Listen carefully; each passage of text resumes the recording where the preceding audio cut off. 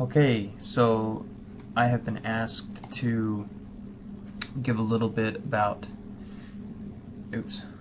about the graph editor. Let's see, perspective and graph. Okay, so sorry this is probably a little late, but better than nothing, I guess, right? So I have here my pig walk. Okay, and right now it is stepped, which means that from keyframe 1 to 3 there is no movement, and then at 3 it jumps. So pretty much frame 2 stays the same as frame 1. Okay, and I did that by double clicking the timeline and then right clicking and going to tangents, stepped. If I double click the timeline and go to tangents, clamped, see all the lines, they try to like average the motion between. So now when I play my animation, it's more fluid. And with only one in between, it actually looks pretty good. Okay, but some things that I had mentioned that you could do in the graph editor was you can select, make sure you've pressed W on the keyboard, then you can click and drag to select keyframes, okay, and you can move them by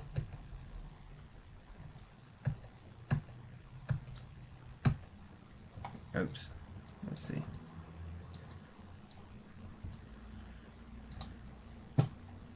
Okay, I messed up my file. That's why you save. Okay, you can move the keyframes by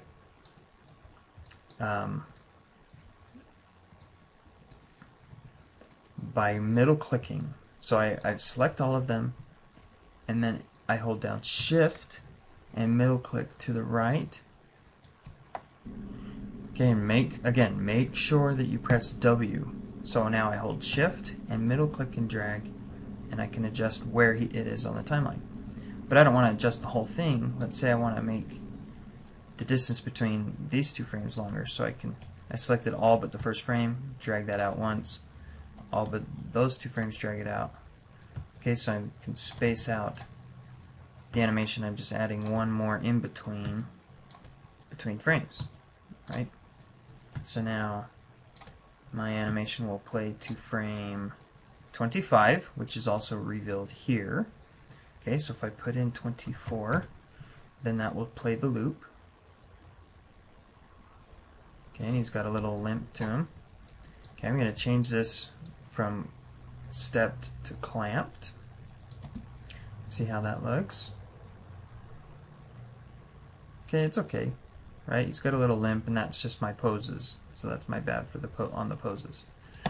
Okay, so there's another way you could adjust the timing of with the graph editor, and that is by selecting all the keys, pressing E for scale, and then excuse me, wherever you middle click, it will scale from that position.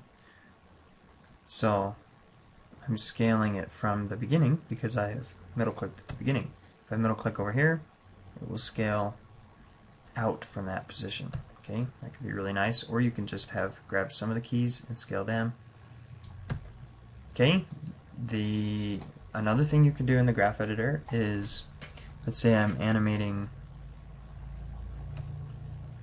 I selected the translate Y, and then I pressed F on the keyboard, and it showed the whole, it like zoomed in on this. Okay, now this is the up and down position of my character, so as he bobs up and down. Okay, so I could change, if I wanted to change the way that this went, like from frame 1 down to 4, okay, so it goes slightly level, then it jogs down. If I wanted to edit the way that this action happens, I select first the key, so the key is black, then I select the tangent arm here, the handle, and then middle click and drag make sure I have W pressed, middle click and drag, and that will adjust that tangent. So now this is a more graceful tangent, but let's see how it looks in the animation. Okay, I actually like it better. Okay, so you can come in and fine-tune these graphs by, so I'm left-clicking to select, then I'm middle-clicking to adjust. Okay, now having it higher, having your graph higher than a keyframe is bad form. So I need to level this off here, and I'm going to use this one to level that off there, and then I'm going to come down to this one and select that and just adjust that timing a little bit at the spacing. Okay, same with this one. Probably be better to have it down. I don't know, just experimenting. Okay, spending time in here is the best way to get used to it. Okay, so let's play that. Okay, feels like he has a little more weight to him as he steps down. Okay, and I think the last thing that I had shown, I'm selecting the character set, then I press F, and that shows the whole thing. Okay, I also showed how to loop your animation. So if you select the entire animation and press this button right here, which is post infinity cycle.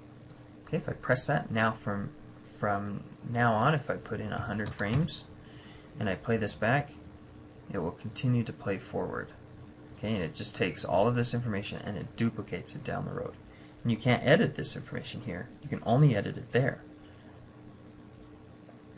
So whatever changes you make here will be affected down the road. Okay, so I hope this was helpful. And just mess with it. Go to Google and search other tutorials on how to use the graph editor if you have more questions. Okay? Thank you.